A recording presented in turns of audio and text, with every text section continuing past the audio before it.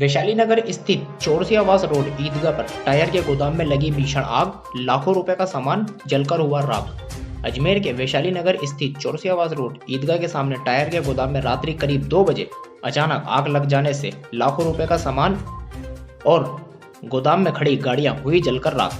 जानकारी के अनुसार रात्रि 2 बजे गोदाम में आग लगने से क्षेत्र में अफरा तफरी का माहौल मच गया। सूचना मिलने पर नगर निगम की दमकल की टीम और कृष्णगंज थाना पुलिस पहुंची मौके पर। फिलहाल आग लगने से कोई जनहानि नहीं हुई है, पर गोदाम में रखा लाखों रुपए का सामान हुआ जलकर राख। जले हुए सामान की कीमत लगभग 25 लाख रुपए बताई जा रही है। गोदाम के मालिक का कहना है कि आग किसी असामाजिक तत्व द्वारा लगाई गई है, जिस पर कृष्णगंज थाना पुलिस का अनुसंधान जारी है।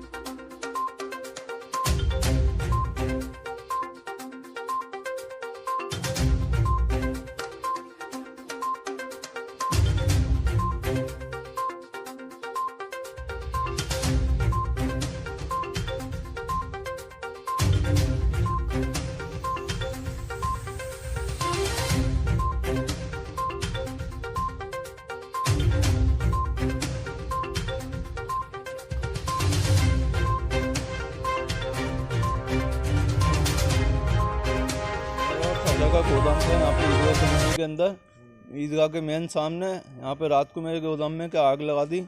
25 से 30 लाख रुपए का सामान था इसके अंदर। उसमें अब रात को देखा तो आग लगी हुई थी। अब सुराग करने में लगे पड़े हैं, देखते हैं कौन निकलेगा कौन नहीं निकलेगा। गाड़ियाँ जल गई, और 2 गाड़ी जल गई, तीन गाड़ी जल गई मेरी। तो वही था मेरे पास पैसे, अब वो इसमें जला दिए। क्या करूँगा अब मैं? कितने का नुकसान हो गया तकरीबन आपका?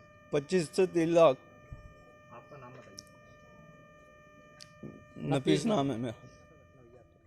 आज रात को करीबन 2 बजे हमारे पास अज्ञात नंबर से फ़ोन आता है कि आपके ईदगाह के अंदर जो टायर का गोदाम है आपके चाचा का, उस गोदाम के अंदर भयानक आग लग रही है।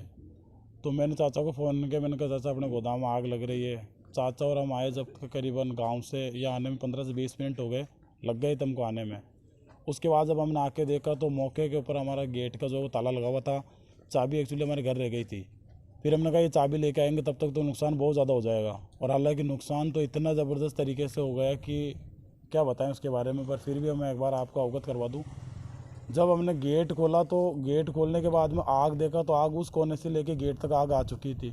और पब्लिक यहाँ पर बहुत इकट्ठी हो रखी थी, पर पब्लिक की किसी की हिम्मत नहीं हुई कि वो अंदर घुस जाए। हमने गेट जो है 10-5 जनों ने बाहर से बछेड़ के मार के अंदर घुसे तोड़ के। उसके बाद के अंदर आए। अंदर आने के बाद में देखे तो हमारे मौके पर एक एक्टिवा थी, वो जल के राख हो गई। टेम्पू था वो भी जल चुका था, और जो पिकअप थी वो भी जल चुकी थी। और ये जो गोदाम है, मेरे चाचा है कोका और तो मोबाइल, इनके टायर का काम है।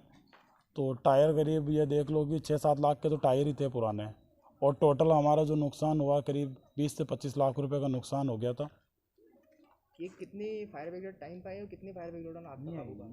फायर ब्रिगेड को हमने फ़ोन किए थे तो करीबन आधे घंटे बाद फायर ब्रिगेड की गाड़ी आई थी।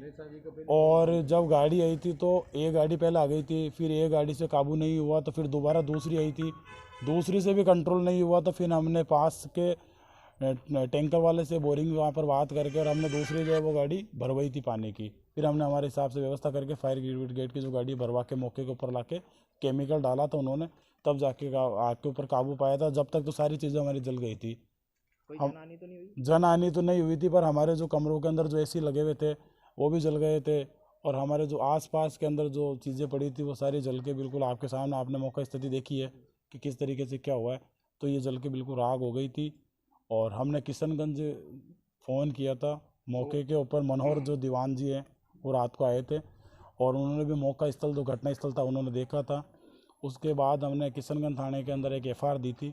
हमें जिस लोगों के ऊपर शक है कि भाई वो लोग हो सकते हैं, तो हमने उनके खिलाफ जो नाम दर्ज रिपोर्ट दिए थाने के अंदर।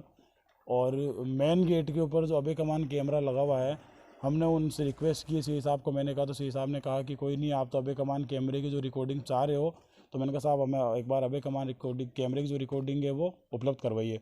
ताकि उसके हिसाब से हमें पता लग सकते है कि रात को 11 बजे से लेकर 2:30 बजे के बीच में इस रोड पे कौन घूम रहा था।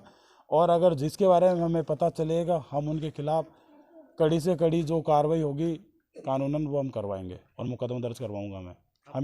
हमीद खान चीता, वार्ड 78 पार्षद,